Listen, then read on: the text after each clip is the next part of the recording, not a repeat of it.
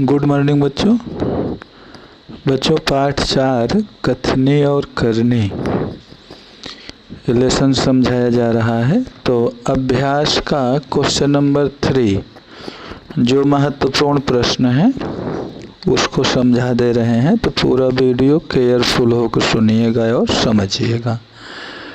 निम्नलिखित वाक्यों में से जातिवाचक संज्ञा के आसपास चिन्ह लगाइए। तो जैसे संज्ञा आपने पढ़ा है, जातिवाचक संज्ञा, व्यक्तिवाचक संज्ञा, जातिवाचक संज्ञा, भाववाचक संज्ञा। तो जातिवाचक संज्ञा पर आपको सर्कल करना है। मनुष्य अन्य प्राणियों से श्रेष्ठ है। ये अभ्यास का क्वेश्चन नंबर 3 है। मनुष्य अन्य प्राणियों से श्रेष्ठ है। तो मनुष्य जो है जातिवाचक संज्ञा हो गया। शिल्पा ने 4 पौधे लगाए। पौधे जो है जातिवाचक संज्ञा है और शिल्पा जो है व्यक्तिवाचक संज्ञा हो जाएगा। शहर के लोग सुबह शाम टहलने जाते हैं। तो शहर यानी सिटी जो है जातिवाचक संज्ञा है। फूल सबको अच्छे लगते हैं। तो फूल जो है जातिवाचक संज्ञा है। क्वेश्चन नंबर 5 परिच्छेद पढ़कर प्रश्नों के उत्तर दीजिए। परिच्छेद यानी पैराग्राफ। इस तरह के प्रश्न आते हैं। तो सबसे पहले प्रश्न पढ़ते हैं। हम पर किस किस का ऋण है? ऋण यानी कर्ज है। माता का ऋण हमें क्यों अदा करना चाहिए? किस व्रत का पालन करना अत्यंत कठिन है?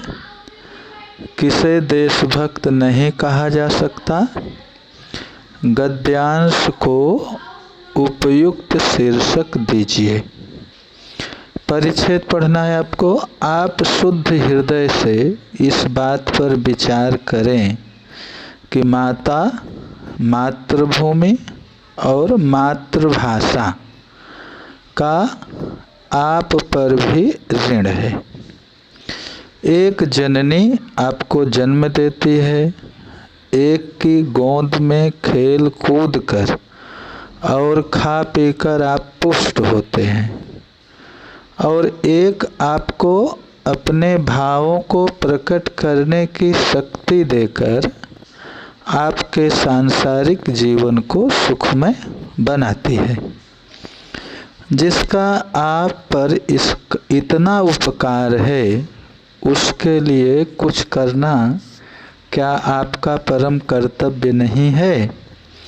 प्यारे भाइयों, उठो, आलस्य छोड़ो, काम करो और अपनी मातृभाषा की सेवा में तत्पर हो जाओ। इस व्रत का पालन करना तलवार की धार पर चलने के समान है। अत्यंत खेद का विषय है, दुख का विषय है कि आज अधिकांश भारतवासी अपनी मातृभाषा की उपेक्षा करते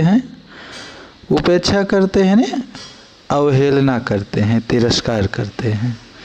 वे अंग्रेजी बोलकर अपने अहंकार तथा दूषित मनोवृत्ति का परिचय देते हैं। जो अपनी मातृभाषा का तिरस्कार करता है उसे कभी देशभक्त नहीं कहा जा सकता। तो प्रश्न है, हम पर किस किस का ऋण है? हम पर माता, मातृभूमि और मातृभाषा का ऋण है। क्वेश्चन नंबर 2 माता का ऋण हमें क्यों अदा करना चाहिए? क्योंकि माता हमें जन्म देती है। क्योंकि एक जननी आपको जन्म देती है। क्योंकि माता हमें जन्म देती है इसलिए माता का ऋण अदा करना चाहिए।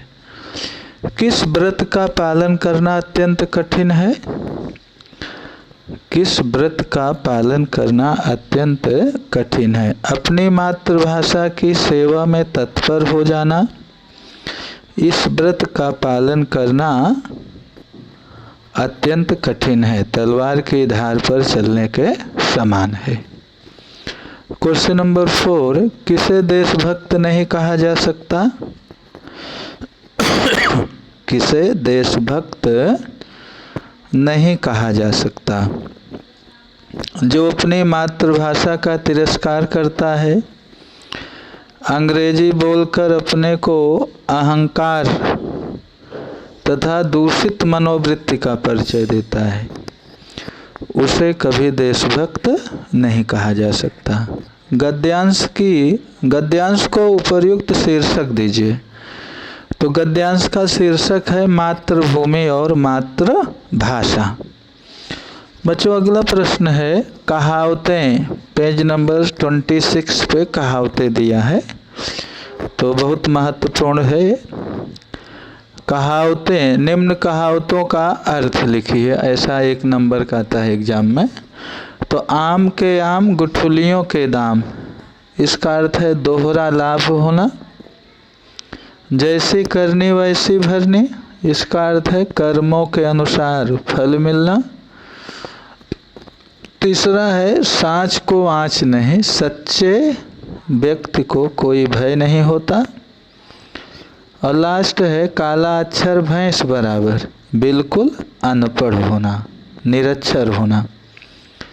भाववाचक संज्ञा, पेज नंबर 27 पे भाववाचक संज्ञा है। तो भाववाचक संज्ञा किसे कहते हैं? जो शब्द गुण, दोष, भाव, दशा आदि का बोध कराते हैं, वे भाववाचक संज्ञा कहलाते हैं। जैसे मानवता, मानवता गुण है। अमीरी, बुढ़ापा, घृणा, मिठास आदि। तो बच्चों आज का होमवर्क है कहावतें, भाववाचक संज्ञा, जातिवाचक संज्ञा और जो परिच्छेद पढ़कर प्रश्नों के उत्तर दीजिए। ये सब फेयर नोटबुक में लिखना है। कहावतें और भाववाचक संज्ञा की परिभाषा याद करना है। यही होमवर्क रहा। Thank you.